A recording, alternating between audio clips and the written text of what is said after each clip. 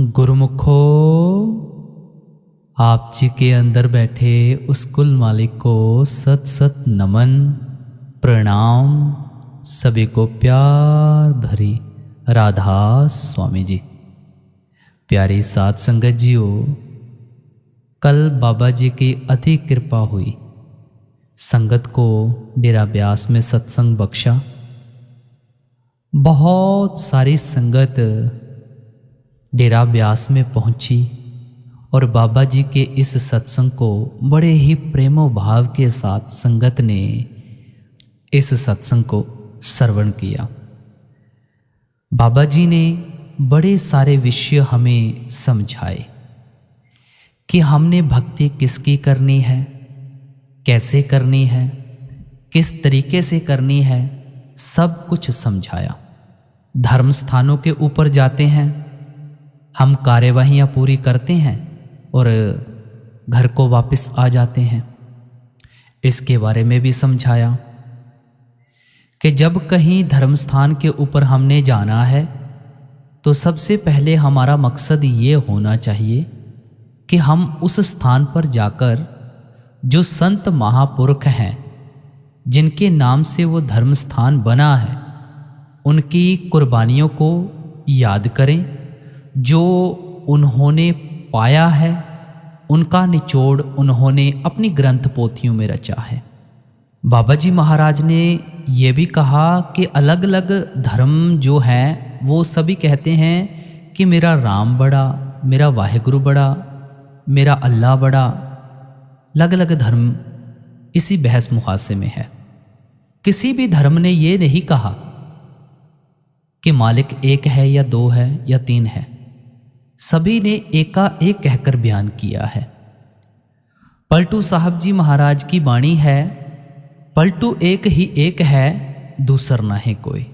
बाबा जी ने बड़ा ही बारीकी के साथ इस सत्संग को हमारे सामने परोसा और हम सभी ने इस सत्संग को श्रवण किया। जो इस सत्संग के मेन पॉइंट हैं वो हमें हुजूर महाराज जी ने भी समझाए हैं। तो हुजूर महाराज जी हमें क्या समझाया करते थे इस सत्संग में, और बाबा जी महाराज ने हमें हुजूर जी के वचनों से क्या क्या फरमान लेकर समझाया है। वाणी श्री गुरु अमरदास जी महाराज जी की सत्संग के वचन। हर की पूजा दुलंभ है संतो, कहना कछु न जाए। यह तीसरी पातशाही श्री गुरु अमरदास जी महाराज जी की वाणी है। इस छोटे से शब्द में आप गुरमत के बारे में, गुरु नानक साहिब के घर की तालीम के बारे में उपदेश फरमाते हैं। आप फरमाते हैं कि हम दुनिया के जीव हमेशा किसी न किसी के मोह या प्यार में फंसे हुए रहते हैं, किसी न किसी की भक्ति और पूजा करते रहते हैं। कोई बेटे बेटियों के प्यार में फंसा हुआ है, कोई कौमों मजहबों मुल्कों की भक्ति करता है, तो कोई धन दौलत की पूजा करता है। गुरु साहिब समझाते हैं कि ये शक्लें और पदार्थ हमारी भक्ति और प्यार के काबिल नहीं हैं, क्योंकि इनकी भक्ति, इनका प्यार हर एक को खींचकर बार बार देह के बंधनों में ले आता है। हमारा इन शक्लों और पदार्थों से इतना मोह या प्यार पैदा हो जाता है, मन का इनसे इतना लगाव हो जाता है कि रात को सपने भी इन्हीं के आते हैं। मौत के वक़्त इन्हीं की शक्लें सिनेमा की स्क्रीन की तरह हमारी आंखों के आगे आकर खड़ी हो जाती हैं और कहते हैं जहां आसा तहां वासा। जिधर हमारा आखिरी वक़्त ख्याल होता है, हम दुनिया के जीव उसी रो में बहना शुरू कर देते हैं। वह कौन सी चीज़ है जो बार बार हमें देह के बंधनों में बांधती है? बेटे बेटियों का प्यार, कौमों मजहबों मुल्कों की भक्ति, धन दौलत की पूजा हमें बार बार देह के बंधनों में लाती है। इसलिए आप कहते हैं ये शक्लें, ये पदार्थ तुम्हारी भक्ति या प्यार के काबिल नहीं। तुम्हारी भक्ति या प्यार के काबिल केवल और केवल एक चीज़ है, वह परमेश्वर है, वाहेगुरु है, परमात्मा है, जिसके हजारों अनेकों नाम हर एक ने अपने अपने प्यार में आकर रखे हैं। वह मालिक क्यों हमारी भक्ति और पूजा के काबिल है? क्योंकि उस मालिक की भक्ति, उसका प्यार हमें वापस ले जाकर परमात्मा से मिलाता है। उसके सिवाय हम जिनकी भी भक्ति करते हैं, उनकी भक्ति, उनका प्यार हर एक को बार बार खींचकर देह के बंधनों में ले आता है। हम वापस जाकर उस परमात्मा से क्यों मिलना चाहते हैं? महात्मा समझाते हैं कि हमारी आत्मा उस परमात्मा का अंश है। हम उस सतनाम समुद्र के कतरे हैं। उस मालिक से बिछुड़कर माया के जाल में फंसे हुए हैं। यहाँ आकर हमारी आत्मा ने मन का साथ ले लिया है। मन आगे इंद्रियों के भोगों, विषय विकारों, शराबों, कबाबों का आशिक है।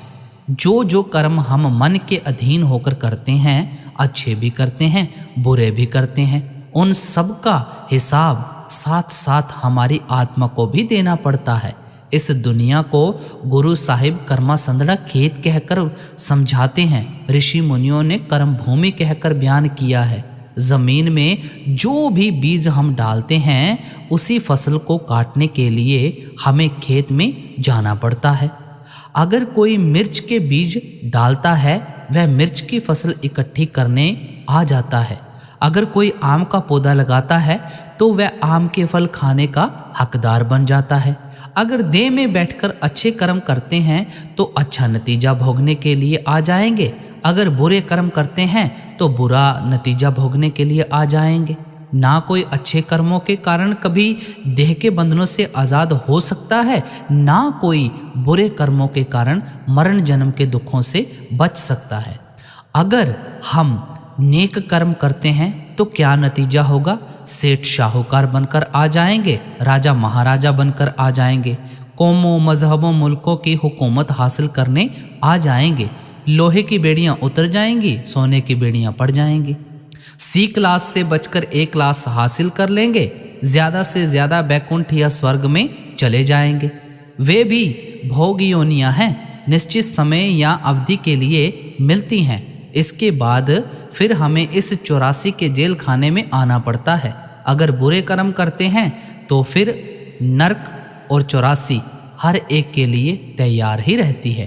क्या राजा, क्या प्रजा, क्या अमीर या क्या गरीब, हम दुनिया के सब जीव इसी जगह आकर अपने अपने कर्मों का हिसाब दे रहे हैं। और इन्हीं कर्मों के कारण जिस भी जगह जाकर किसी को जन्म लेना पड़ता है, उसी शरीर के अंदर बैठकर दुख और मुसीबतें सहनी पड़ती हैं। किसी भी जन्म में जाकर कभी कोई सुख हासिल नहीं कर सकता, शांति कोई हासिल नहीं कर सकता। नीचे के जामों की हालत तो क्या बयान करनी है, आप रोज अपनी आंखों से देख ही रहे हैं। इंसान के जामे के बारे में अच्छी तरह सोच और विचार करके देखें।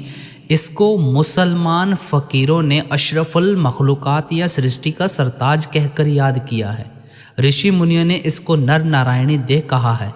अगर इंसान के जामे में आकर हम सुख और शांति प्राप्त नहीं कर सकते, तो और किस जामे में जाकर हम सुख और शांति प्राप्त कर सकेंगे? किसी से पूछकर देख लें। कोई बेचारा बीमारी के हाथों तंग आया हुआ है, कोई बेरोजगारी के हाथों दुखी है। जिनके औलाद नहीं होती, वे गरीब औलाद के लिए दिन रात तड़प रहे हैं। और कईयों को औलाद ने दुखी किया हुआ है। किसी को कर्जा लेना है, किसी को कर्जा देना है। आप सर्दी में सड़कों पर कंगालों की हालत देखते हैं। कभी जेल खानों में जाकर मुलजिमों की कहानियां सुनकर देखो, कभी अस्पताल में जाकर बीमारों की चीखें सुनो। दुनिया में तो दुख ही दुख, मुसीबतें ही मुसीबतें नज़र आ रही हैं। रेडियो लगाकर देखें या अखबार में पढ़ लें, ये कौमों, मजहबों और मुल्कों के झगड़े हमारा पीछा ही नहीं छोड़ते। कितने गरीबों का खून होता है, कितनी औरतें विधवा होती हैं, कितने बच्चे यतीम होते हैं। जिस नगरी के अंदर ये हालत है कि रोटी और कपड़े के लिए तरसते और भटकते फिरते हैं, आप सोच लें कि उस नगरी के अंदर आकर, उस जामे के अंदर बैठकर कोई सुख किस तरह हासिल कर सकता है, शांति किस तरह प्राप्त कर सकता है। श्री गुरु अमरदास जी समझाते हैं, फिर सच्चे ते सदा सुहागण। हमारी आत्मा स्त्री है, वह परमात्मा इसका पति है। जब तक ये आत्मा रूपी स्त्री परमात्मा रूपी पति के चरणों तक नहीं पहुंचती, यह कभी सुहागिन नहीं हो सकती। इसका कभी जन्म मरण के दुखों से छुटकारा नहीं हो सकता। इसलिए हर एक महात्मा हमारे अंदर मालिक से मिलने का प्यार पैदा करता है। गुरु अमरदास जी समझाते हैं, गुरमुख होवे सो काया खोजे, होर सब परम पुलाई। जो गुरमुख लोग हैं, मालिक के भक्त और प्यारे हैं, वे हमेशा शरीर या देह के अंदर मालिक की खोज करते हैं। बाकी सब दुनिया के जीव वहमों और भ्रमों में फंसकर दिन रात यहीं भूले फिरते हैं। आगे गुरु अमरदास जी क्या फरमाते हैं, हर मंदिर ए शरीर है, ज्ञान रतन प्रगट होए। हमारा शरीर ही मालिक के रहने का असली हरिमंदिर है। जब भी मालिक से मिलने का ज्ञान या अनुभव होगा, केवल इस शरीर में होगा। इसलिए महात्मा कहते हैं कि मालिक की भक्ति, मालिक की खोज केवल अपने शरीर के अंदर जाकर ही करनी है। किस तरह शरीर के अंदर जाकर मालिक की खोज या भक्ति करनी है, गुरु साहिब आगे इशारा करते हैं जी। संतो गुरमुख पूरा पाए, नामो पूज कराए। गुरु साहिब इतने ऊंचे हैं, निर्मल हैं, परमात्मा का स्वरूप है। परमात्मा में और आप में कोई भिन्न भेद तो नहीं है। हम दुनिया के जीव इस माया के कीड़े हैं। मैं कई बार सोचता हूँ कि आप इतने ऊंचे, पवित्र और निर्मल होकर हमें संतों क्यों कहते हैं। गुरु साहिब हमें अपनी वाणी में भाई क्यों कहते हैं, प्यारे क्यों लिखते हैं। आप हमें समझाते हैं कि अपने मन में नम्रता और आजीज़ी पैदा करनी चाहिए, प्यार पैदा करना चाहिए और हमारी ज़बान कभी कठोर नहीं होनी चाहिए।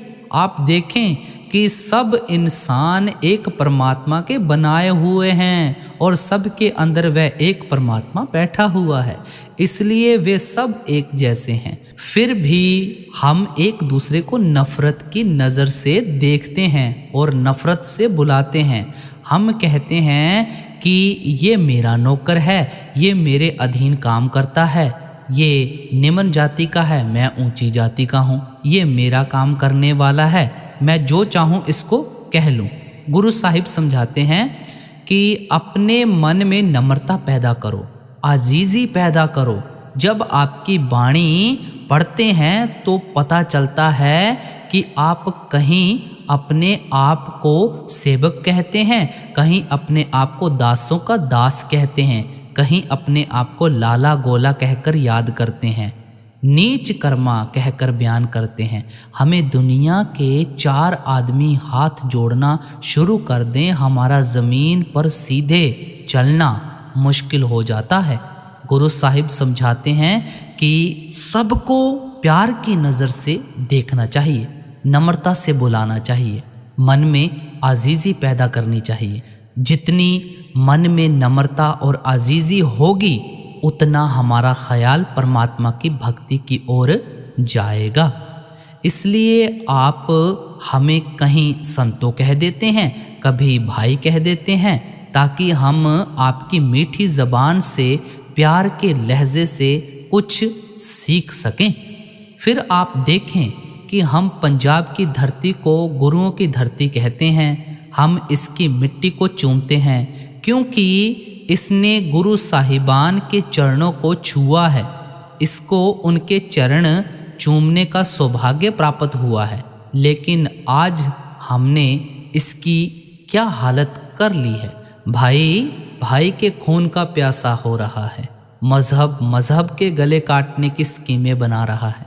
जब सबको उस एक परमात्मा ने पैदा किया है और वही परमात्मा हर एक के अंदर बैठा हुआ है, तो फिर भी अगर कोई किसी का खून करता है वह परमात्मा का खून करता है। अगर कोई किसी से नफरत करता है तो वह परमात्मा से नफरत करता है। मुझे अफसोस से कहना पड़ता है कि गुरु साहिबान के उपदेश पर चलना तो क्या, हमने अभी उनके उपदेश को सही अर्थों में समझना भी शुरू नहीं किया। हमें उनके उपदेश को सही अर्थों में समझना चाहिए और उस ऊंचे और निर्मल उपदेश से पूरा पूरा फायदा उठाना चाहिए। आप समझाते हैं कि हम सब दुनिया के जीव अपनी अपनी अकल के मुताबिक हजारों युक्तियों और तरीकों से प्रभु को ढूंढने की कोशिश करते हैं। जप तप करते हैं, पूजा पाठ करते हैं, दान पुण्य करते हैं, घर बार छोड़कर जंगलों पहाड़ों में छिपकर बैठ जाते हैं, सरोवरों में जाकर, तीर्थों पर जाकर स्नान करते हैं, महात्माओं के ग्रंथ पोथियों को दिन रात पढ़ते रहते हैं, उनकी खड़ाओं को, उनकी समाधियों पर दिन रात माथे टेकते रहते हैं। अपनी अपनी अकल के मुताबिक हम परमात्मा से मिलने के तरीके और उपाय अपनाते रहते हैं। गुरु साहिब समझाते हैं कि भाई, मालिक की भक्ति करने का, मालिक की पूजा करने का, मालिक से मिलने का केवल एक ही तरीका है। वह कौन सा है? संतो गुरुमुख पूरा पाई, नामो पूज कराई। तुम्हें कोई मालिक का भक्त, मालिक का प्यारा मिल जाए, तुम्हें नाम की कमाई करने का साधन बता दे, तुम उसके कहने के मुताबिक नाम की कमाई करो तो तुम मालिक की भक्ति, मालिक की पूजा कर सकते हो। तब तुम वापस जाकर मालिक से मिलाप कर सकते हो। गुरु अमरदास जी की वाणी है, दूसरी जगह समझाते हैं, सच्चे शब्द सच्ची पत होई, बिन नावे मुक्त न पावे कोई, बिन सतगुरु को नाव न पाए, प्रभ ऐसी वणत बनाई है। उस परमात्मा ने अपने साथ मिलने का यह कुदरती साधन या तरीका बनाया हुआ है कि वह जब भी मिलता है शब्द या नाम की कमाई के द्वारा ही मिलता है। और जब भी शब्द या नाम की कमाई करने के साधन का पता चलता है, संत महात्माओं, मालिक के भक्तों और प्यारों से ही चलता है। गुरु नानक साहिब जी कहते हैं, बाबा जगफाथा महाजाल, गुर प्रसादी उबरे सच्चा नाम समाल, कि सारा संसार बुरी तरह से काल के जाल में फंसा हुआ है।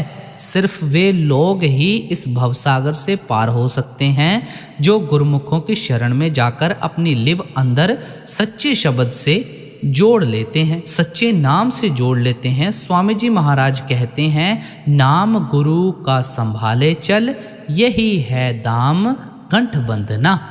गुरुमुखों के पास जाकर सच्चे नाम की कमाई करो, यही वह चीज़ है जिसको पल्ले बांधकर अपने साथ ले जा सकते हो। आगे गुरु साहिब खोलकर समझाएंगे कि उस नाम की कमाई के बिना और कोई उपाय या तरीका है ही नहीं जिसके द्वारा हम मालिक की भक्ति कर सकें, मालिक से मिलाप कर सकें। मन में ख्याल आता है कि महात्मा नाम किसको कहते हैं। हमने अपने अपने प्यार में आकर परमात्मा के हजारों अनेकों नाम रखे हुए हैं, अल्लाह, वाहेगुरु, हरि ओम, राधा स्वामी, परमेश्वर, परमात्मा वगैरह। लेकिन उस परमात्मा का तो कोई भाई नाम ही नहीं है। परमात्मा तो अनामी है।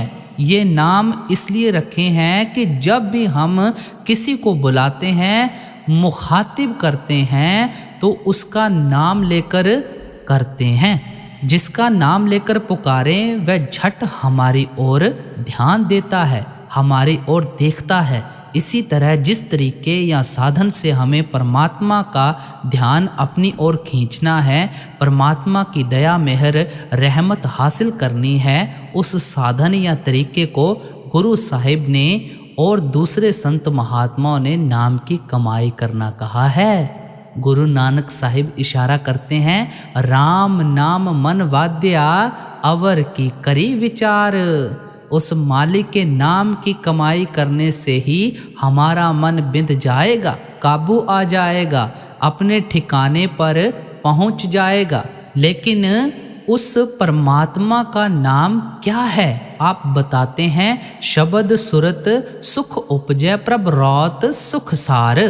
नाम से मतलब है सुरत का अभ्यास करना। सुरत शब्द का अभ्यास करके जब मालिक की भक्ति, मालिक के प्यार के रंग में रंगे जाएंगे, हमारा देह के दुखों से छुटकारा हो जाएगा। हम अपने असली घर पहुंचकर हमेशा के लिए सुख और शांति हासिल कर लेंगे। उसको नाम की कमाई करना कह लें, शब्द या अभ्यास करना कह लें, शब्द की कमाई कह लें, एक ही चीज़ है। इसलिए आप समझाते हैं कि जब तक गुरुमुखों के पास जाकर नाम की कमाई नहीं करते, हम अपनी भक्ति में कभी कामयाब नहीं हो सकते। जिस नाम की तरफ महात्मा इशारा करते हैं वह नाम कैसा है? खोजत खोजत खोजिया नामै बिन कूर। कि हम दुनिया के अंदर बड़ी खोज करके इस नुक्ते पर पहुँचे हैं कि उस मालिक के नाम के बिना सब कूड़ यानी मिथ्या है। सबको नाश हो जाना है, सबको फना हो जाना है। हमें उस नाम की ज़रूरत है जिसे कभी नाश नहीं होना। कबीर साहिब जी कहते हैं, ये संसार कागद की पुड़िया बूंद पड़े घुल जाना है। कहत कबीर सुनो भाई साधो सतगुर नाम ठिकाना है। जिस तरह कागद की पुड़िया पर पानी पड़ जाए कागद गल जाता है, इसी तरह इस शरीर को अग्नि के सुपुर्द होकर जल जाना है, मिट्टी के सुपुर्द होकर गल जाना है। कबीर साहिब समझाते हैं कि अगर आप देह में बैठकर नाम की कमाई नहीं करोगे तो आखिर मौत के वक्त पछताना पड़ेगा कि यूं ही अपने कीमती वक्त को फजूल की बातों में फंसाकर बर्बाद कर दिया। स्वामी जी महाराज लिखते हैं, गुरु कहें खोल कर पाई, लग शब्द अनाहद जाई, बिन शब्द उपाव ना दूजा, काया का छूटे ना कूजा। शब्द या नाम की कमाई के बिना कोई उपाय या तरीका नहीं जिससे हम देह के बंधनों से छुटकारा हासिल कर सकें। बाकी जो भी साधन या तरीके हैं उनका फल ज़रूर मिलता है। क्या फल मिलेगा? सेठ साहूकार राजा महाराजा बन जाएंगे, कौमों मजहबों मुल्कों की हुकूमत हासिल कर लेंगे या बैकुंठों स्वर्गों तक चले जाएंगे, लेकिन फिर वापस यहाँ 84 के चक्कर में आना पड़ेगा।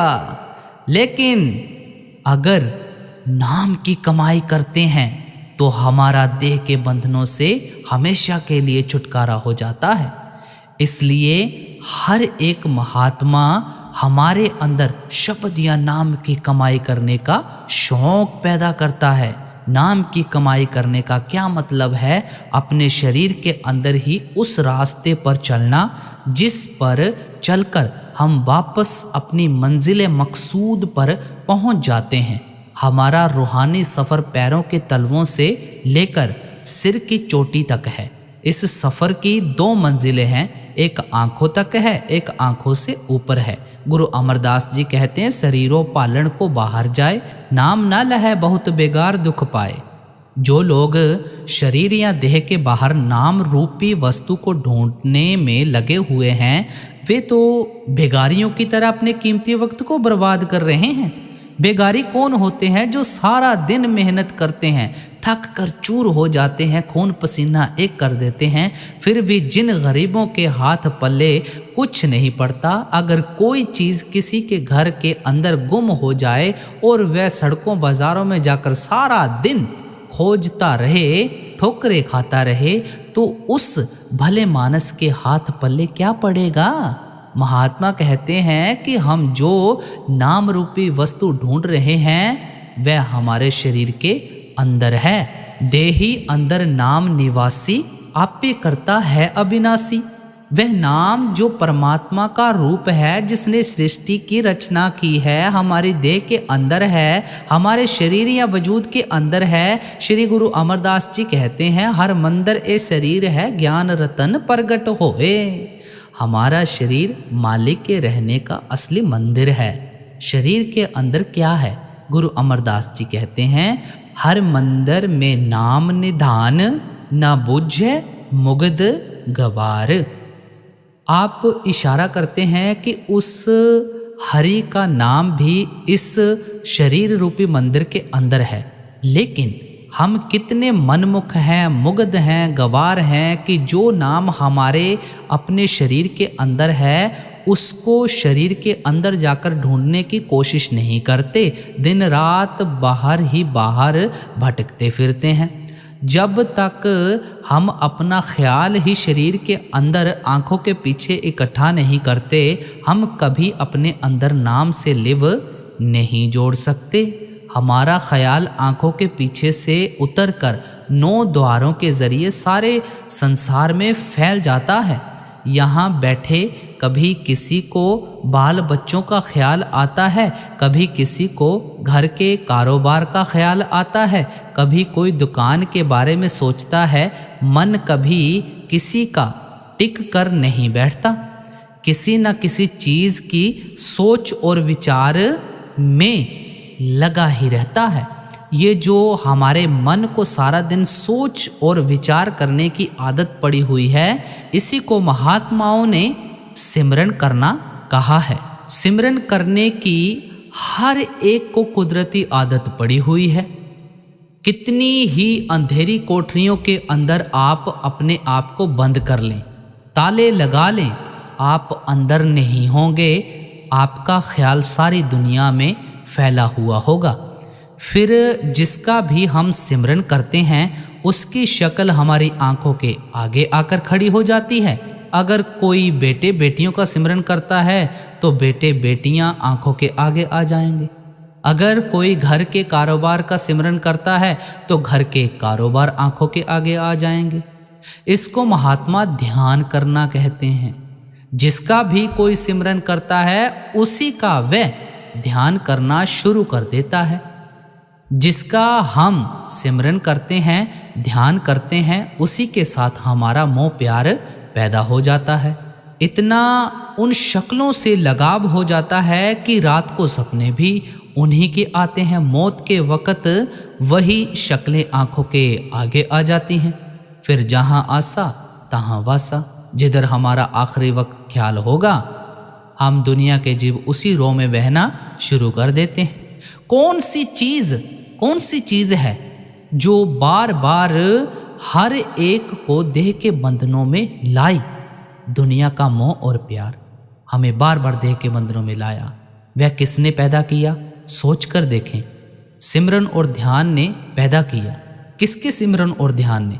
गुरु साहिब आगे समझाएंगे कि जिन्होंने नाश हो जाना है, फना हो जाना है, जो कुछ भी हम इन आँखों से देख रहे हैं सबको नाश हो जाना है, फना हो जाना है। इसलिए महात्मा कहते हैं कि सिमरन और ध्यान की तो हर एक को कुदरती आदत पड़ी हुई है।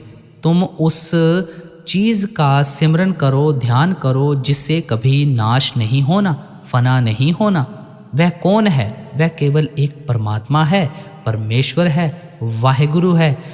महात्मा हमें उस परमात्मा के नाम का सिमरन करने का तरीका बताते हैं। हमें गुरुमुखों के समझाने के मुताबिक सिमरन के द्वारा अपने फैले हुए ख्याल को वापस लाकर फिर से आँखों के पीछे इकट्ठा करना है। जिस वक्त आँखों के पीछे ख्याल को इकट्ठा करते हैं, हमारा मन इस अंधेरे में टिकता नहीं, बार बार नीचे की तरफ आता है। जब तक हमारे मन को यहाँ किसी के स्वरूप का ध्यान करने की आदत नहीं पड़ती, इसके लिए यहाँ टिकना बड़ा मुश्किल हो जाता है। किसके स्वरूप का ध्यान करना है? परमात्मा को तो हम में से किसी ने देखा नहीं, और जिसका भी हम ध्यान धरेंगे उसी के साथ मोह या प्यार पैदा हो जाएगा, और जहाँ उसे जाना है हम भी उसके मोह या प्यार में बंधे हुए उसी जगह चले जाएंगे। इस बात पर सोच विचार करने के लिए कि कौन सी चीज़ हमारे सिमरन और ध्यान के काबिल हो सकती है। हम सारी दुनिया को आँखों के सामने रखकर अच्छी तरह देखते हैं। हम देखते हैं कि दुनिया की सब चीज़ें 5 तत्वों की बनी हुई हैं। पृथ्वी, पानी, अग्नि, हवा और आकाश। हर चीज़ के अंदर कोई ना कोई तत्व मौजूद होता है। हमारे अंदर पांचों तत्व हैं, इसलिए महात्मा हमें 5 तत्वों का पुतला, अशरफुल मखलूकात या सृष्टि का सरताज कहकर याद करते हैं। पहली किस्म उनकी है जिनके अंदर केवल पानी का तत्व है। जो भी सब्जियां, घास फूस, पेड़ पौधे, फल फूल वगैरह हैं, इनके अंदर पानी का तत्व है। अगर हम 5 तत्वों के पुतले होकर इन फूलों का, पीपल का, सब्जियों का ध्यान करेंगे तो आप सोचें हम तरक्की किस तरह कर सकेंगे। जहाँ आसा तहाँ वासा, जिसका ध्यान करना है, जिससे प्यार करना है, हमें मौत के बाद उसी की शक्ल अख्तियार करनी पड़ेगी। इसलिए ये जो भी वनस्पति जगत है, इसकी कोई चीज़ हमारे ध्यान करने के काबिल नहीं हो सकती। दूसरी किस्म में ज़मीन के सांप, बिच्छू, कन, खजूरे वगैरह हैं, जिनके अंदर पृथ्वी और अग्नि का तत्व होता है। वे भी हमारे ध्यान करने के काबिल नहीं हो सकते। तीसरी किस्म परिंदों की है। अगर हम फाख्ताओं, कबूतरों, चिड़ियों का ध्यान करना शुरू करेंगे तो क्या नतीजा होगा? फाख्ता, कबूतर, चिड़ियाँ बन जाएंगे। हम तो मनुष्य जन्म से ऊपर जाने की कोशिश कर रहे थे, इनका ध्यान करके उल्टा नीचे की तरफ आ जाते हैं। इसलिए इन परिंदों में से भी कोई चीज़ हमारे ध्यान के काबिल नहीं।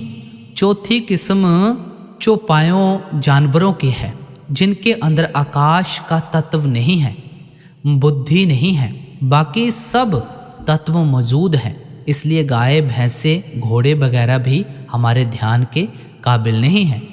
पांचवी किस्म खुद इंसान की है। 5 तत्व हर एक के अंदर मौजूद हैं। फिर इंसान का ध्यान करें तो क्यों करें? खासकर आजकल के ज़माने में, जबकि सबके हक हकूम कहते हैं अधिकार एक जैसे हैं, अब इंसान का ध्यान नहीं करता। गाय भैंसों की बोली समझ में नहीं आती, देवी देवता देखे नहीं, परमात्मा के स्वरूप का पता नहीं। इस नुक्ते पर आकर हम बड़ी सोच में पड़ जाते हैं कि आखिर इस दुनिया के अंदर कौन सी चीज़ हमारे ध्यान करने के काबिल हो सकती है। हुजूर बड़े महाराज जी बड़ी सुंदर मिसाल दिया करते थे कि एक कमरे के अंदर आप बहुत से रेडियो रख दें जिनका कनेक्शन तार, बिजली या बैटरी से ना हो, आप कभी किसी मुल्क की खबरें नहीं सुन सकते। अगर उनका कनेक्शन बिजली या बैटरी से कर दें तो जहाँ की चाहें खबरें सुन सकते हैं। हमें मालिक के उन भक्तों और प्यारों की खोज करनी है, उनके स्वरूप का ध्यान करना है जिनकी लिव उस मालिक के साथ जुड़ी हुई है।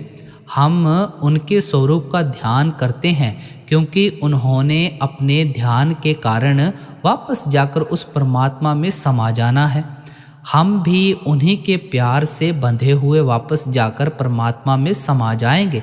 इसलिए गुरु अर्जुन देव जी कहते हैं, गुर की मूरत मन में ध्यान, कि गुरुमुखों के स्वरूप को अपने ध्यान में रखना है।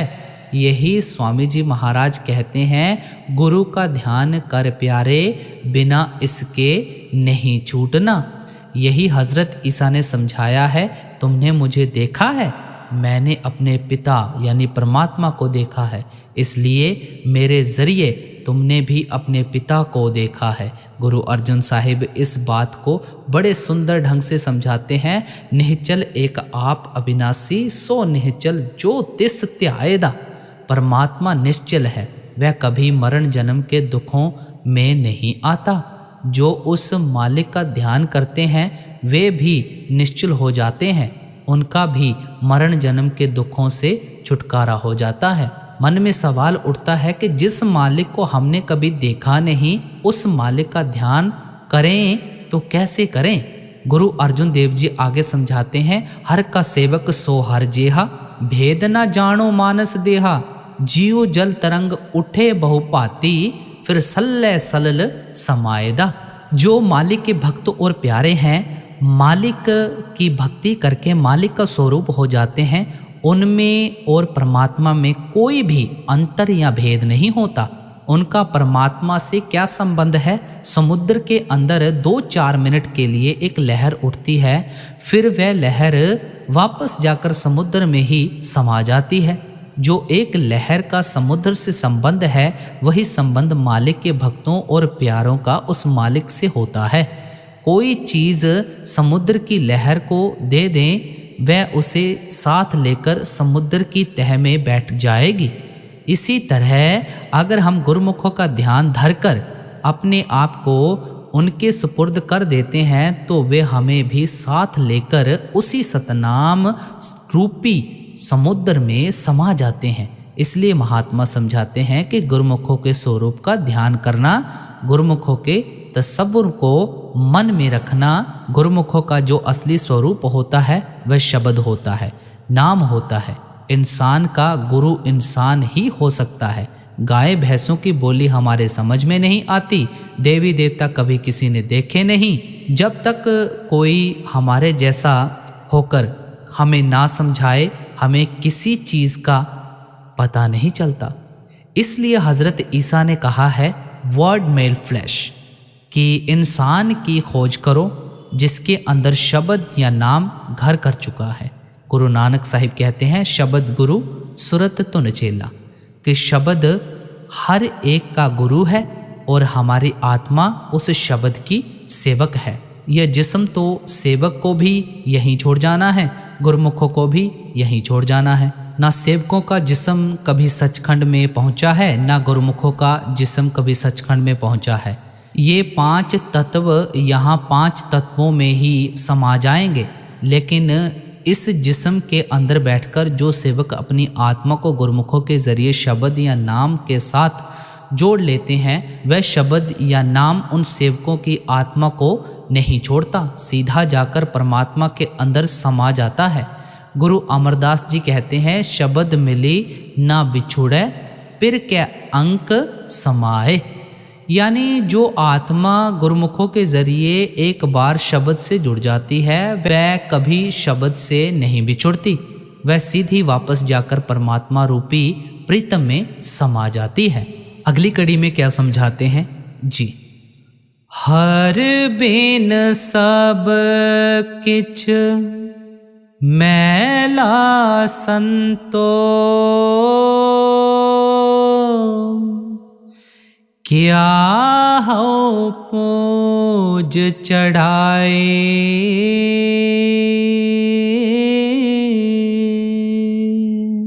शुरू में आप समझाकर आए हैं कि मालिक की भक्ति की महिमा का तो कभी बयान ही नहीं किया जा सकता। अब आप समझाते हैं कि क्यों हमें मालिक की भक्ति करनी है।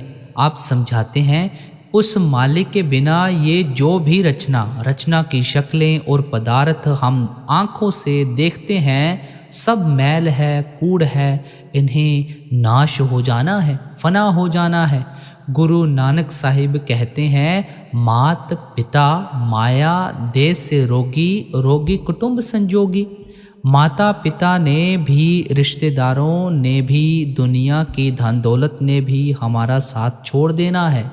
और तो और ये जो हमारा शरीर है, जिसके कारण ही हमारा दुनिया से हर तरह का संबंध है, गुरु साहिब कहते हैं इसने भी हमारा साथ छोड़ देना है। फिर आखिर में कहते हैं रोगी सगल संसारा, कि ये दुनिया रोगी है, इसकी सब चीज़ों को नाश हो जाना है, फना हो जाना है। एक वह परमात्मा है, परमेश्वर है, जो कभी नाश नहीं होता, कभी फना नहीं होता। जपजी साहिब की पहली पौड़ी में गुरु नानक साहिब इस नुक्ते को स्पष्ट करते हैं, आद सच जुगाद सच है भी सच, नानक होसी भी सच। खोज करते करते हमारे अनुभव में एक चीज़ आई है जो आद जुगाद से सच ही चली आ रही है, जो सतयुग में भी थी, त्रेता और द्वापर में भी थी, अब भी है, और जिसे आगे भी हमेशा रहना है, जिसे कभी नाश नहीं होना। वह क्या है? वह एक परमात्मा है, एक परमेश्वर है। उसके सिवाय जो कुछ आँखों से देखते हैं, उस सब को हमारा साथ छोड़ देना है। सबको नाश, सबको फना हो जाना है। आशा की वार में हम आम पढ़ते हैं, कूड़ कूड़ै नेह लगा विसरिया करतार, किस नाल कीजै दोस्ती सब जग चलन हार। ये जो हमारा शरीर है ये कूड़ है। किसी को 50-60 साल के लिए मिला है, किसी को 80-90 साल के लिए मिला है। किसी को इसे अग्नि के सुपुर्द करके चले जाना है, किसी को मिट्टी के सुपुर्द करके चले जाना है। गुरु साहिब कहते हैं कि ये शरीर भी कूड़ है। इस शरीर में बैठकर जिस रचना से मोह या प्यार करते हैं वह भी कूड़ है, उसे भी नाश हो जाना है। इसलिए जो कुछ भी इस दुनिया के अंदर देखते हैं, इसमें से कोई भी चीज़ हमारी भक्ति, प्यार, मोहब्बत और दोस्ती के काबिल नहीं, सिवाय एक परमात्मा के जिसे कभी नाश नहीं होना। हम जिसकी भी भक्ति करेंगे उसी का स्वरूप हो जाएंगे। अगर उस मालिक की भक्ति करते हैं उसका ही रूप हो जाते हैं। गुरु अर्जुन साहिब जी कहते हैं, निश्चल एक आप अविनाशी, सो निश्चल जो तिस त्यायदा। वह परमात्मा निश्चल है, वह कभी मरण जन्म के दुखों में नहीं आता। जो उस मालिक की पूजा करते हैं, उसकी भक्ति करते हैं, उसे प्यार करते हैं, वे भी निश्चल हो जाते हैं, उनका भी मरण जन्म के दुखों से छुटकारा हो जाता है। अब आप आगे इशारा करते हैं जी। हर साचे पावे सा पूजा होवे, पाणा मन वसाई।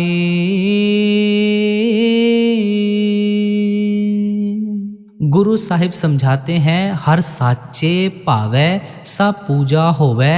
भाई उस परमात्मा को भाएगा, उसको मंजूर होगा, तभी तू उस परमात्मा की भक्ति कर सकेगा।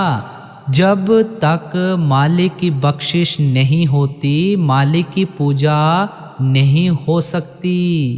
हम मालिक की भक्ति नहीं करते, मालिक से मिलाप नहीं कर सकते।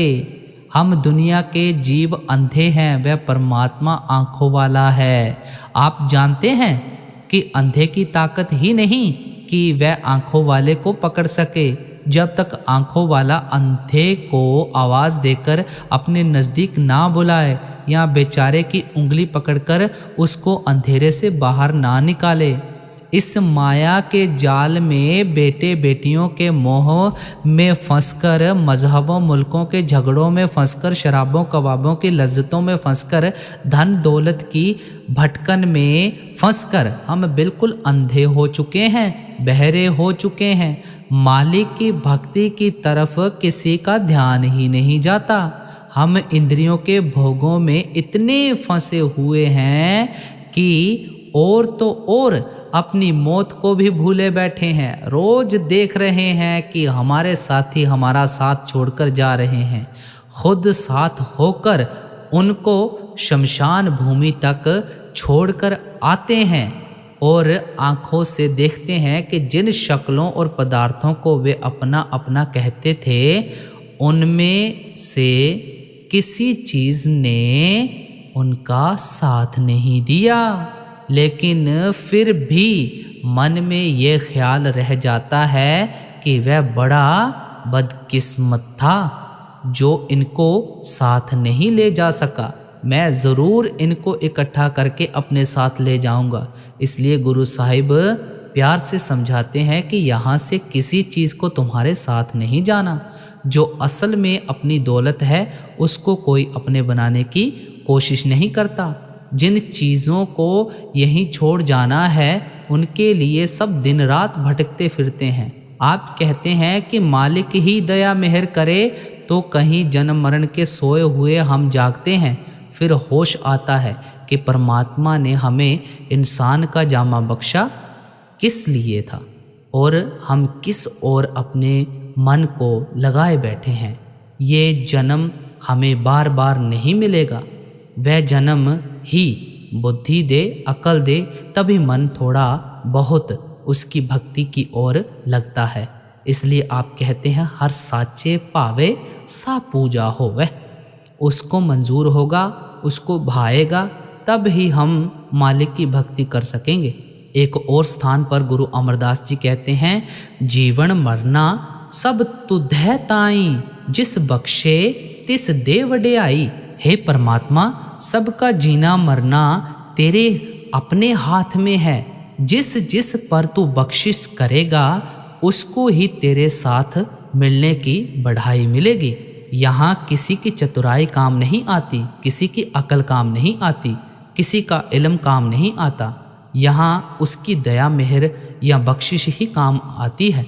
इसलिए गुरु साहिब कहते हैं कि उसकी बख्शिश हो जाए तभी हम उसके नाम की कमाई कर सकते हैं। हम उसके नाम की कमाई किस तरह कर सकते हैं? आप कहते हैं कि पाणा मन वसाई, कि जब मालिक के भाणे में रहकर नाम की कमाई करेंगे तभी हम अपनी भक्ति में सफल हो सकेंगे। भाणे में रहने का मतलब है कि मालिक की भक्ति मालिक के ग्राहक बनकर करनी है, मालिक से मिलने के लिए करनी है, रचना के ग्राहक बनकर नहीं करनी। दुनिया की शक्लों और पदार्थों को अपना बनाने के लिए नहीं करनी है। हमें प्रारब्ध कर्मों का खुशी खुशी हिसाब देते हुए जिस भी हाल में वह मौला रखे उसी हाल में रहते हुए अपनी सूरत को अंदर शब्द या नाम के साथ जोड़कर रखना है। इसलिए गुरु साहिब कहते हैं पाणा मन वसाई, कि जब तक मालिक के भाणे को मालिक में नहीं बसा लेते तब तक हम कभी नाम की कमाई में कामयाब नहीं हो सकते। आप जानते ही हैं कि इच्छाएं और तृष्णाएं तो ना आज तक कभी किसी की पूरी हुई हैं, ना कभी हो ही सकती हैं। अगली कड़ी में क्या फरमाते हैं जी। पूजा करे सब लोक संतो, मन मुख थाए ना पाई।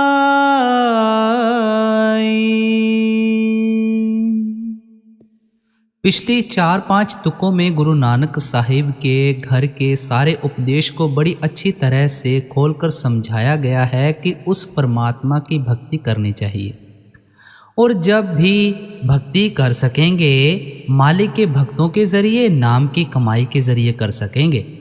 आपने समझाया है कि मालिक की भक्ति इसलिए करनी है कि दुनिया को नाश या फना हो जाना है, वह परमात्मा कभी नाश या फना नहीं हो सकता।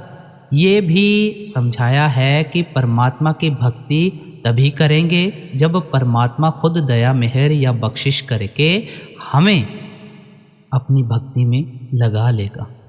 और किस तरह भक्ति करनी है, उसके भाणे में, उसके हुक्म में रहकर भक्ति करनी है। दुनिया की धन दौलत के ज़रिए हम मालिक को नहीं खरीद सकते। अगर हम मालिक की भक्ति में सफल होना चाहते हैं तो अपने आप को बिना शर्त परमात्मा के सुपुर्द कर देना होगा। गुरु साहिब उस कर्मकांड का बाहरमुखी साधनों का जिक्र करते हैं जो आम तौर पर हम दुनिया के जीव मालिक से मिलने के लिए करते हैं। आप इशारा करते हैं, पूजा करे सब लोक संतो, मनमुक्त थाए ना पाई, कि मालिक की भक्ति तो सब दुनिया के जीव अपनी अपनी अकल के मुताबिक करने में लगे हुए हैं, क्योंकि आत्मा की कशिश या खींच अपने असल की तरफ ज़रूर जोर मारती है। उसमें बंधे हुए हम दिन रात मालिक को ढूंढने में लगे हुए हैं। किसी महात्मा के सत्संग में चले जाओ, कितनी रौनक होती है। मंदिर मस्जिदों गुरुद्वारों में चले जाओ, कितनी संगत जमा होती है। तीर्थों पर लोग किस तरह लाखों की गिनती में स्नान करते हैं, क्योंकि हर एक के अंदर मालिक से मिलाप करने की कशिश है। गुरु साहिब कहते हैं कि दुनिया बेचारी मालिक से मिलने के लिए कोशिश करने में तो ज़रूर लगी हुई है, लेकिन मनमुख थाए ना पाई, कि लोग मन के पीछे लगकर मालिक की भक्ति करते हैं, इसलिए वे बेचारे अपनी भक्ति में कभी कामयाब नहीं हो सकते। मन क्या करता है, बाहरमुखी कर देता है, कर्मकांड में लगा देता है, क्रियाकलाप हठ कर्मों में लगा देता है। इसलिए आप कहते हैं कि अगर तुम बाहरमुखी साधनों के जरिए मन के अधीन होकर मालिक की खोज करोगे तो कभी अपनी तलाश में कामयाब नहीं हो सकोगे। अगली कड़ी में क्या फरमाते हैं जी, शब्द मरे मन निर्मल संतो, हे पूजा थाए पाई। जब शब्द की कमाई करोगे, नाम की कमाई करोगे, ये परमात्मा की भक्ति है। यही भक्ति तुम्हें तुम्हारे ठिकाने पर पहुंचाएगी। आप कहते हैं कि जो भक्ति परमात्मा को मंजूर है, जिस भक्ति को हमें हमारे ठिकाने पर पहुंचाना है, वह केवल शब्द की कमाई और नाम की कमाई है। गुरु अमरदास जी फरमाते हैं, ए शरीर सरवर है संतो, स्नान करे लिव लाई, नाम स्नान करे से जन निर्मल शब्दे मैल गवाई। इस शरीर से बड़ा तुम्हें दुनिया के अंदर और कोई सरोवर नहीं मिलेगा। इसके अंदर जाकर ही स्नान करो। अगर परमात्मा से प्यार करना चाहते हो, शरीर के अंदर जाकर कौन सा स्नान करना है? नाम का स्नान करना है। इन दरियाओं सरोवरों में स्नान करने से मुक्ति नहीं है, केवल शब्द या नाम की कमाई करने में मुक्ति है।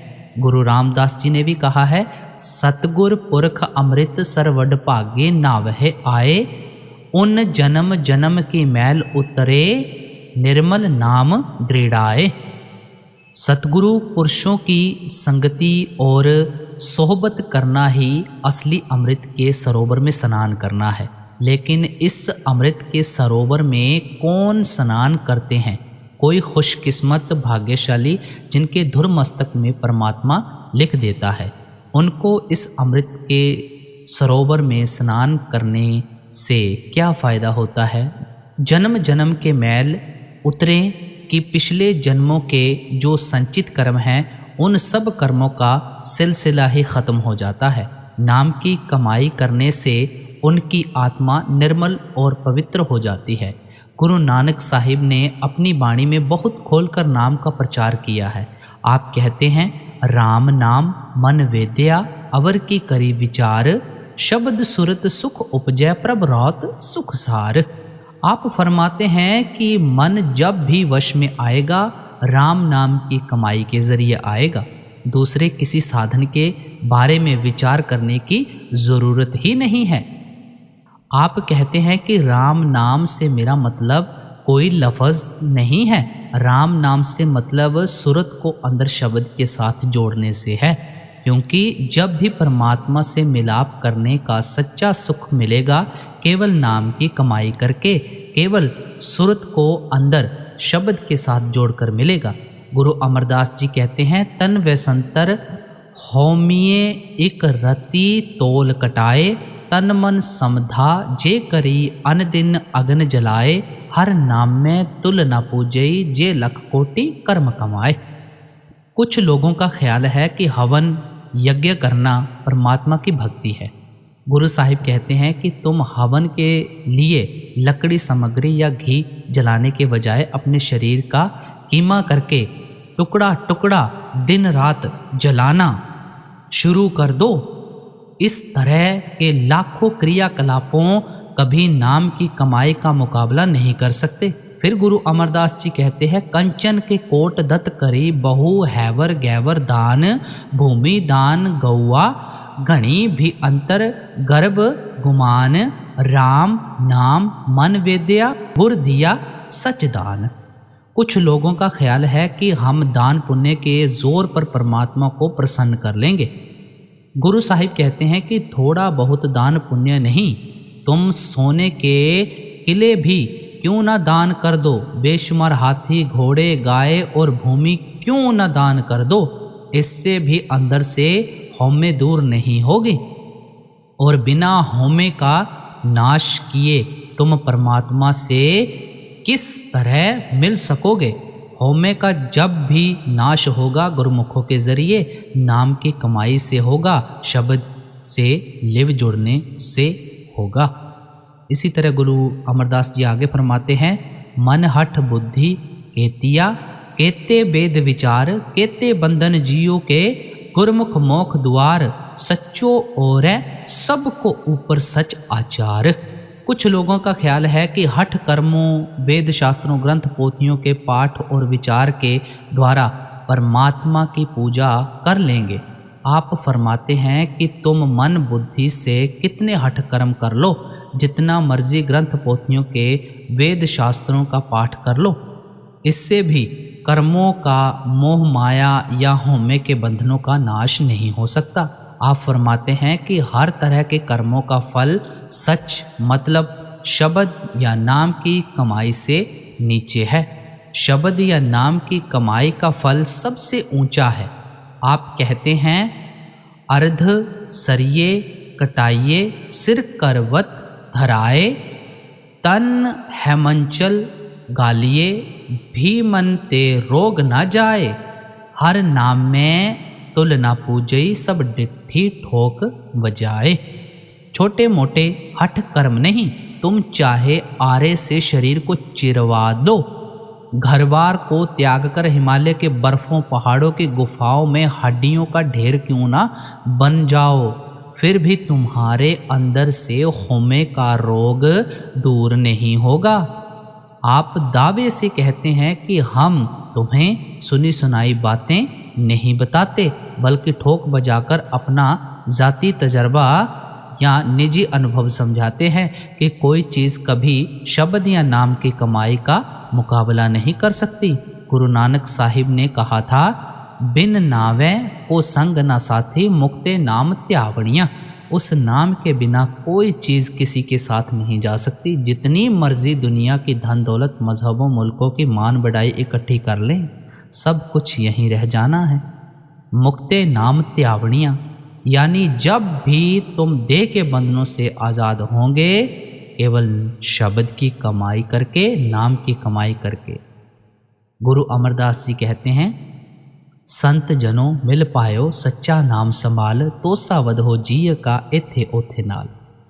गुरुमुखों के पास जाकर सच्चे शब्द की कमाई करो, सच्चे नाम की कमाई करो, यही असल तोशा है जिसे तुम्हें दुनिया से पल्ले बांधकर साथ ले जाना है। बाकी सब कुछ जिस तरह पहले हमारे बुजुर्ग छोड़कर चले गए, उसी तरह हमें भी यहीं छोड़कर चले जाना है। गुरु अमरदास जी यहाँ तक नाम की महिमा करते हैं, बिन नामे सब नीच है, विष्टा का कीड़ा होए, कि हम अपने आप को ऊंची जाति का समझते हैं। हम किस तरह लोगों को नफ़रत की नज़र से देखते हैं, अपने आप को बड़ा 30 मार खां बनाए बैठे हैं। लेकिन गुरु साहिब कहते हैं कि अगर तुम नाम की कमाई नहीं करते, तुमसे निम्न जाति वाला और कौन होगा, क्योंकि तुम्हें मौत के बाद विष्टा के कीड़े बनना है। जिनकी ऊंची जाति है, जिस नाम की हृदय सो सब ते ऊंचा, कि जिनके हृदय में मालिक का शब्द, नाम या प्यार बस जाता है, वे ऊंचे से ऊंचे हैं, सच्चे से सच्चे हैं, क्योंकि उन्हें वापस जाकर सच्चे परमात्मा में समा जाना है। इसलिए गुरु साहिब हमें समझाते हैं कि परमात्मा को केवल यही भक्ति मंजूर है कि तुम शब्द के अंदर मर जाओ, शब्द के अंदर जज्ब हो जाओ, लवलीन हो जाओ। अगली कड़ी में क्या समझाते हैं जी। पवित्र पावन से जन साचे, एक शब्द लिवलाई।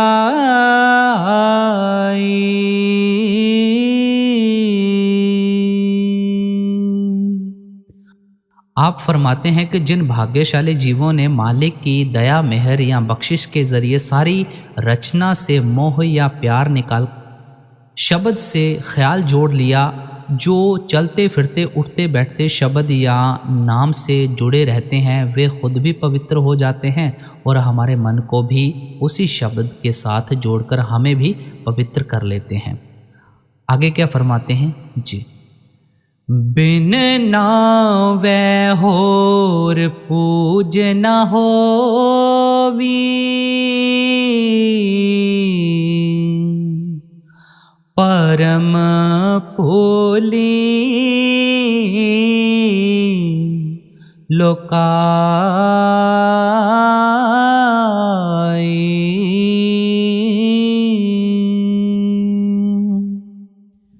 इससे ज़्यादा आप गुरु नानक साहिब के घर के उपदेश को किस तरह खोलकर समझा सकते हैं। आप फरमाते हैं कि अच्छी तरह इस चीज़ को मन में बिठा लो कि उस नाम की कमाई के बिना कोई मालिक की भक्ति नहीं है, पूजा नहीं है। आप सोचें, अगर नाम की कमाई ही मालिक की एक सच्ची भक्ति और पूजा है तो हमें सरोवरों में स्नान करने का क्या फ़ायदा होगा? दिन रात महात्माओं की रचनाओं को पढ़ने का क्या फ़ायदा होगा? अगर सब कुछ शब्द या नाम की कमाई से मिलना है तो जप तप पूजा पाठ दान पुण्य करने का क्या फ़ायदा? गुरु नानक साहिब जी की वाणी है, नाम विसार चले अनमार्ग अंत काल पछताही। भाई, नाम की कमाई करने का तरीका छोड़कर किसी भी रास्ते पर चलने की कोशिश करेगा, तुझे आखिर मौत के वक्त पछताना पड़ेगा कि यूं ही वहमों भ्रमों में फंसकर अपने वक्त को बर्बाद कर दिया। क्यों पछताना पड़ेगा? बिन नावे दर ढोई नाही ता जम करे खुआरी। शब्द या नाम की कमाई के बिना तुम मालिक के घर नहीं पहुंच सकोगे। यमदूतों के हाथों खराब होना पड़ेगा, जन्म मरण के दुखों में आना पड़ेगा। गुरु अर्जुन देव जी कहते हैं, अनेक कर्म किए बहु तेरे, जो कीजे सो बंधन पैरे। जो भी मन बुद्धि के द्वारा हम देह के बंधनों से छुटकारा पाने के साधन और तरीके सोचते हैं, वे और मजबूती के साथ हमें देह के बंधनों में जकड़ देते हैं। क्यों जकड़ देते हैं? क्रूरता बीज बीजे नाही जम्मे। अगर ज़मीन में कोई बेमौसम का बीज ही बोता जाए, वह कितना ही हल चला ले, खाद डाले, पानी दे, रखवाली कर ले, उस गरीब के घर फसल किस तरह आ सकती है? गुरु साहिब कहते हैं कि अगर तुम इंसान का जामा हासिल करके नाम की कमाई नहीं करते तो तुम दिन रात बेमौसम का बीज बोने में लगे हुए हो। तुम्हें उस मेहनत का फ़ायदा ही क्या होगा? मेहनत भी करोगे, खून पसीना भी एक करोगे, आखिर हाथ पल्ले कुछ नहीं लगेगा। आप प्यार के साथ समझाते हैं कि जो कुछ मिलेगा वह शब्द की कमाई से मिलेगा, नाम की कमाई से मिलेगा। अगली कड़ी में क्या फरमाते हैं जी, गुरमुख आप पछाणै संतो, राम नाम लिव लाई।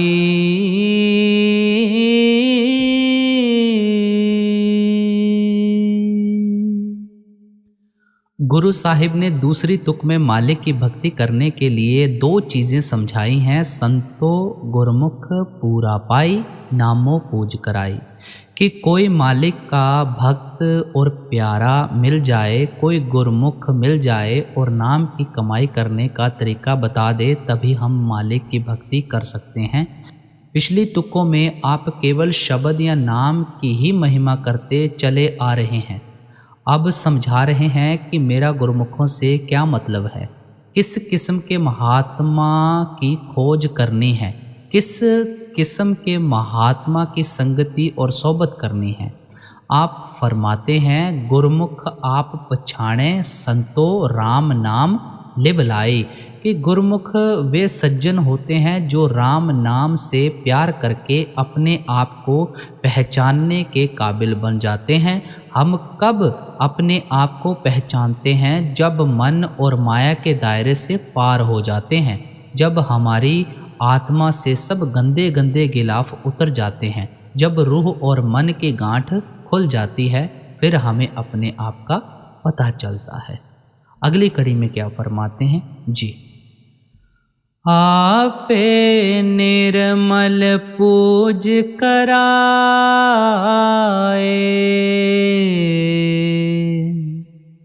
गुर शब्दी थाए पाए।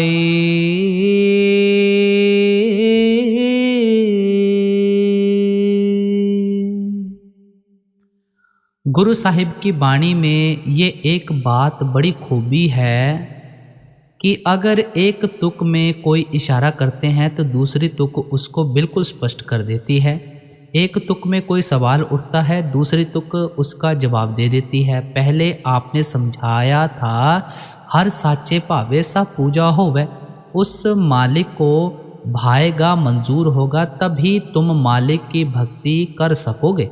अब समझाते हैं कि मालिक किस तरह हम पर दया मेहर बख्शिश करता है। आप फरमाते हैं गुर शब्दी थाए पाई, कि जब परमात्मा हम पर दया मेहर बख्शिश करना चाहता है वह हमें गुरमुखों से मिला देता है, संत महात्माओं की संगति और सोहबत में ले आता है। वे हमारे ख्याल को शब्द या नाम के साथ जोड़ देते हैं। फिर हमारी आत्मा निर्मल हो जाती है, पवित्र हो जाती है, मालिक से मिलने के काबिल हो जाती है। गुरु अमरदास जी फरमाते हैं आपे करता करे कराए, आपे शब्द गुर मन वसाए। जो कुछ करता है वह परमात्मा खुद करता है। जब वह हमें देह के बंधनों से छुड़ाना चाहता है वह खुद ही गुरमुखों के जरिए हमारे मन में शब्द बसा देता है, नाम बसा देता है। अगली कड़ी में क्या समझा रहे हैं जी। पूजा करे पर विध नहीं जाने, दूजे पाए मल लाए।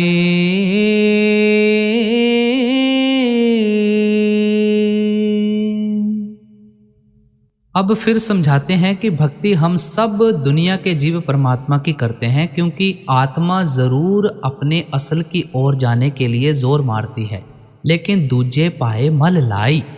हमें मालिक की भक्ति करने का तरीका पता नहीं चलता। हम गलत रास्ते पर चलकर और अधिक पापों का बोझ इकट्ठा करके बैठ जाते हैं। आप देखें उस परमात्मा को खुश करने के लिए किस तरह हम जानवरों की कुर्बानी देते हैं। पहले इंसान की कुर्बानी भी दी जाती थी। मालिक को खुश करने के लिए लोगों की गर्दन पर छुरियां चलाना आसान है, लेकिन ये मार्ग ऐसा है जिस पर चलकर अपनी गर्दन पर आप ही छुरी चलानी पड़ती है। क्या छुरी चलानी पड़ती है? मालिक के हुक्म और भाने में रहकर जिंदगी गुजारते हुए नाम की कमाई करनी पड़ती है। इसके बारे में आप फिर आगे इशारा करते हैं जी। गुरमुख होवे सो पूजा जाने, पाणा मन वसाई।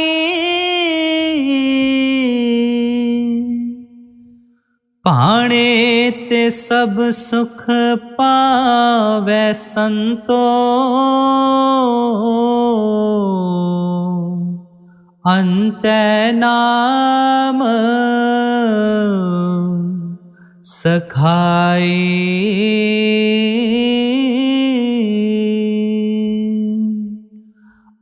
अब गुरु साहिब फिर इशारा करते हैं कि अगर तुम्हें परमात्मा की भक्ति करनी है तो गुरमुखों की संगति करो, गुरमुखों की सोबत करो।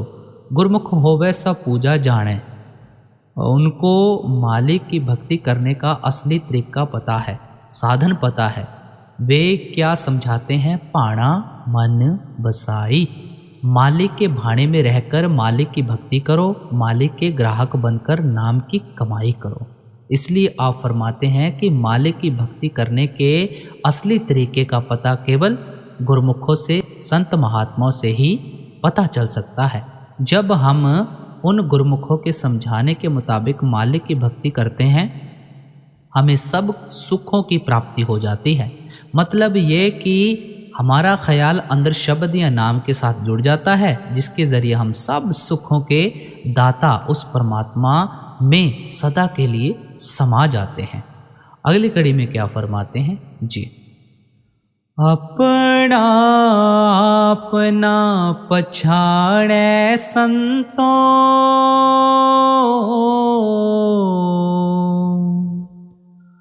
कूड़ करे वड्याई,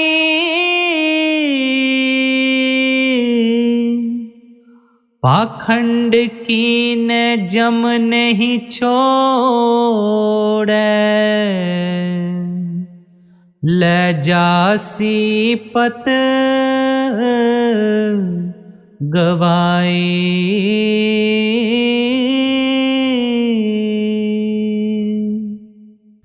आप फरमाते हैं कि शायद हम अपने आप को भी थोड़ा बहुत धोखा दे लें, शायद दुनिया को भी थोड़ा बहुत धोखा दे लें, लेकिन उस मालिक को जो हम सबके अंदर बैठा हुआ है, जो हमारे एक एक कर्म को देख रहा है, उसको हम किस तरह धोखा दे सकते हैं। उसको ना गवाह की ज़रूरत पड़ती है, ना वकील या ना दलील की ज़रूरत पड़ती है।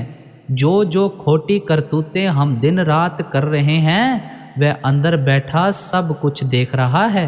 हमें उन सब कर्मों का फल भुगतना पड़ेगा। जब मौत का वक्त आता है, यमदूत आ जाते हैं और कान से पकड़कर हमें धर्मराज के दरबार में पेश कर देते हैं। वह हमारे कर्मों के मुताबिक, इच्छाओं और तृष्णाओं के मुताबिक जहाँ ठीक समझता है वहाँ भेज देता है।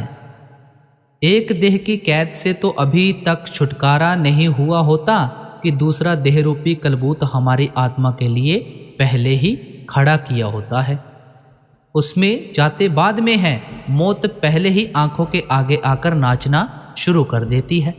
जिसके रोज कचहरी से वारंट ही निकलते रहें, उसकी क्या इज्जत हो सकती है। जब हमें हर बार धर्मराय के पास जाना पड़ता है तो हमारी दुनिया में क्या इज्जत हो सकती है, मालिक के घर क्या इज्जत हो सकती है।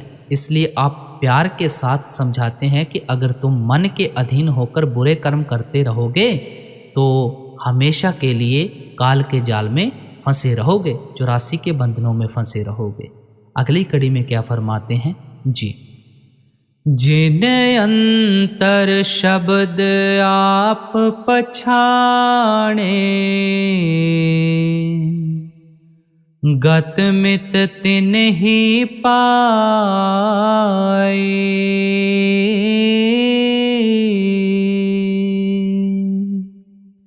असली इज्जत कौन हासिल करते हैं? जिन अंतर शब्द आप पछाणे। जो लोग अपने अंदर जाकर अपने ख्याल को 9 द्वारों में से निकालकर आंखों के पीछे लाकर शब्द या नाम से जोड़ देते हैं। अगली कड़ी में क्या फरमाते हैं जी। ए मनुआ सुन समाध लगावे,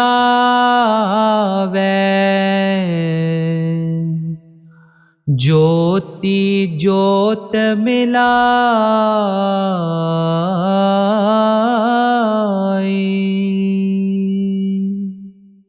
उस शब्द या नाम की कमाई करने का क्या फ़ायदा होता है? हमारी समाधि लग जाती है। इसका क्या फ़ायदा होता है? हमारा मन वापस अपने ठिकाने पर आ जाता है। आत्मा और मन की गांठ खुल जाती है। जब आत्मा मन के पंजे से आज़ाद हो जाती है तो ये भी अपने ठिकाने पर वापस पहुंच जाती है। अगली कड़ी में क्या फरमाते हैं जी। सुण सुण गुर मुख नाम बखाणे,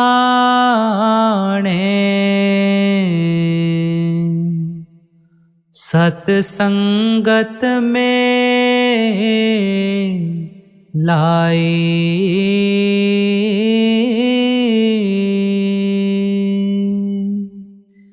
अब आप गुरमुखों की महिमा करते हैं कि वे खुद नाम की कमाई करते हैं और दुनिया में भी शब्द या नाम का प्रचार करते हैं। वे किस तरह शब्द या नाम का प्रचार करते हैं? सत्संग के ज़रिए करते हैं। सत्संग करने का मतलब ही ये है कि हमारे मन में शब्द या नाम की कमाई करने का शौक़ पैदा हो, मालिक से मिलने का प्रेम प्यार विरह और तड़प पैदा हो। हमें शब्द या नाम की कमाई करने के भेद का पता चले, तरीके का पता चले। अगली कड़ी में क्या फरमाते हैं जी। गुरमुख गावे आप गवावे,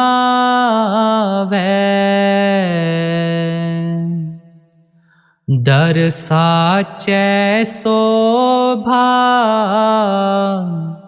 पाई।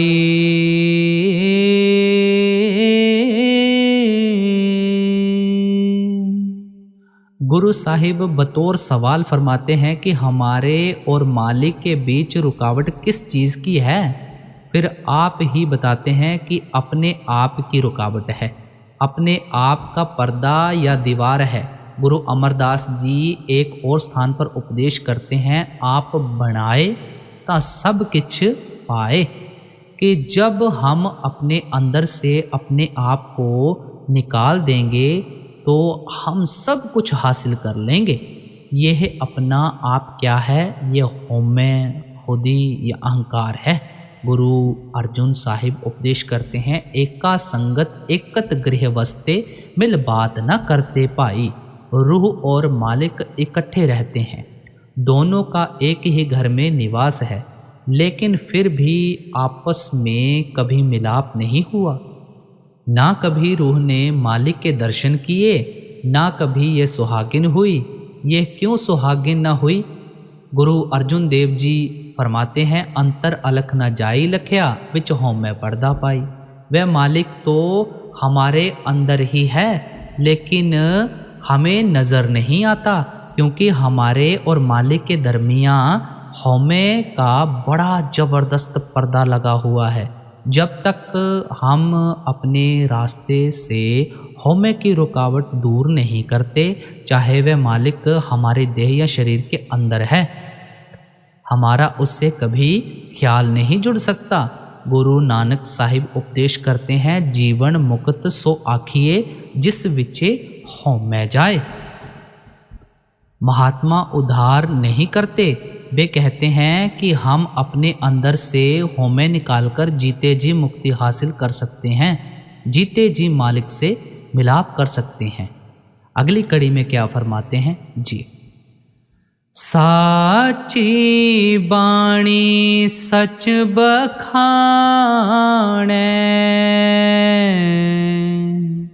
सच नाम लिव लाए।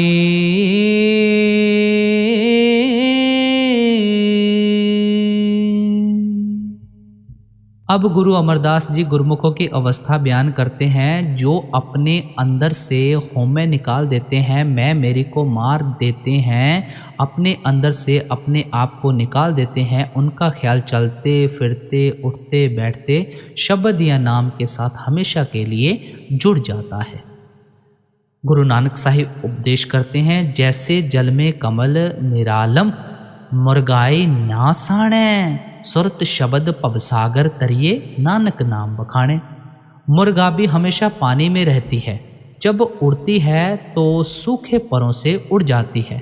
जिस तरह कमल के फूल की जड़ें पानी में होती हैं, मगर वह आप पानी से बाहर रहता है, इसी तरह सुरत शब्द पवसागर तरिए, हम भी अपनी सूरत को शब्द के साथ जोड़कर इस भवसागर से पार हो सकते हैं।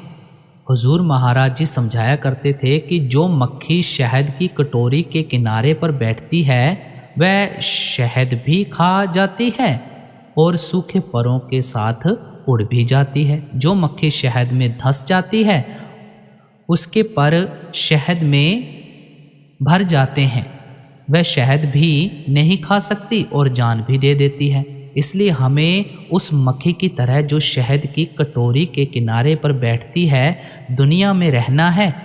हमें बेटे बेटियों, कौमों, मजहबों, मुल्कों की सेवा करनी है, उनके साथ लेन देन का हिसाब भी ख़त्म करना है, लेकिन अपने आप को उनमें इतना जज्ब और लीन नहीं करना है कि अपने आप को ही भूल जाएं, अपना असली फ़र्ज़ ही भूल जाएं, संसार में आने का अपना असली मकसद ही भूल जाएं, बल्कि सब कुछ करते हुए हमें अपने ख्याल को शब्द के साथ जोड़कर रखना है, नाम के साथ जोड़कर रखना है। संत महात्मा हमें अपना बोझ समाज पर डालने का उपदेश नहीं देते, बल्कि ये समझाते हैं कि अपना बोझ आप उठाते हुए साध संगत की सेवा करते हुए मालिक की भक्ति करनी है, शब्द या नाम की कमाई करनी है। घर बार त्याग कर जंगलों पहाड़ों में जाने से हमारे अंदर मालिक से मिलने का कोई खास शौक या वैराग्य पैदा नहीं हो जाता। पेट को रोटी की ज़रूरत होती है, जिस्म को कपड़े की ज़रूरत पड़ती है। गर्मी सर्दी से बचने के लिए सिर पर छत की भी ज़रूरत होती है। अगर अपने घर का सुख और आराम छोड़ा तो लोगों के आगे जाकर हाथ फैलाने पड़े।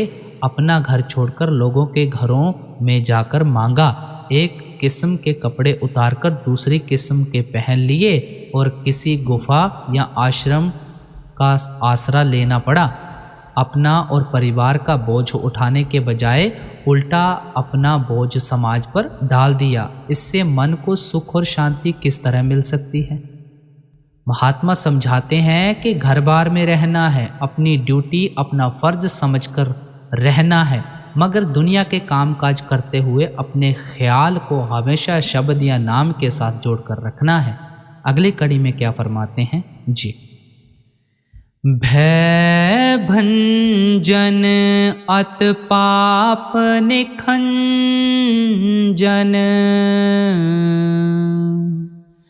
मेरा प्रभ अंत सखाई।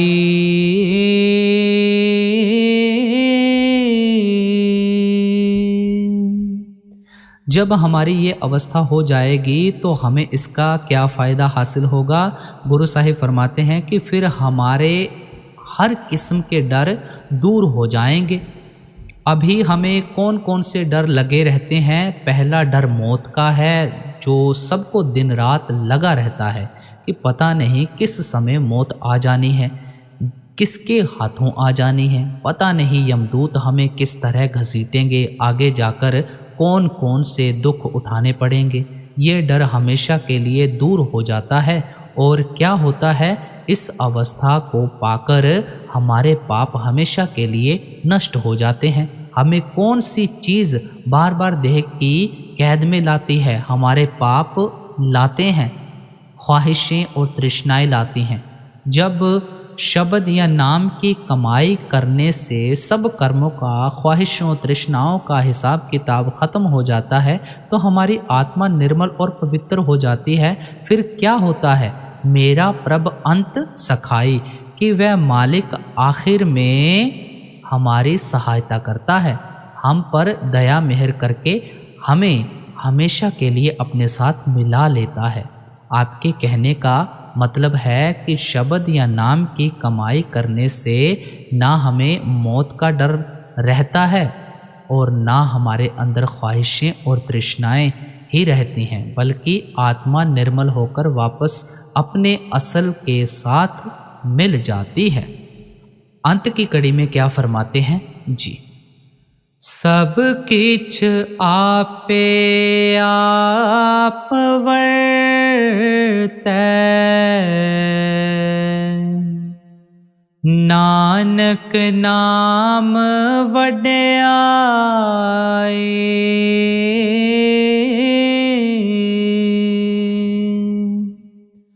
गुरु साहिब सब कुछ समझाकर मालिक की तरफ आते हैं। आप फरमाते हैं कि हमें जो कुछ भी मिलेगा मालिक की दया और बख्शिश के ज़रिए ही मिलेगा।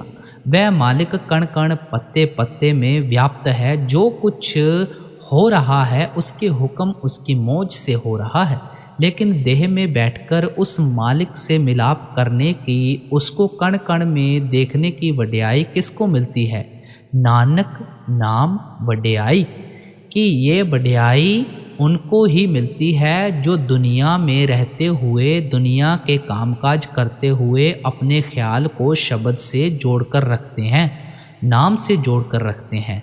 हम दुनिया में जो कुछ भी इकट्ठा कर रहे हैं उसे हमारे साथ नहीं जाना है, उसे हमारी सहायता और मदद नहीं करनी है। कौन सी चीज़ हमारे साथ जाती है, कौन सी चीज़ हमारी सहायता और मदद करती है। गुरु नानक साहिब उपदेश करते हैं, बिन नावे को संग ना साथी, मुक्ते नाम त्यावड़ियाँ। नाम के बिना ना किसी को हमारा साथ देना है, ना किसी को हमारी मदद करनी है। अगर मुक्ति हासिल करने का कोई साधन और तरीका है तो वह केवल शब्द या नाम की कमाई है।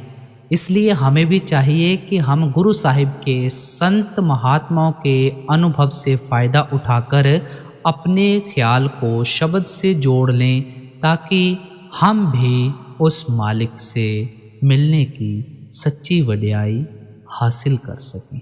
राधा स्वामी जी।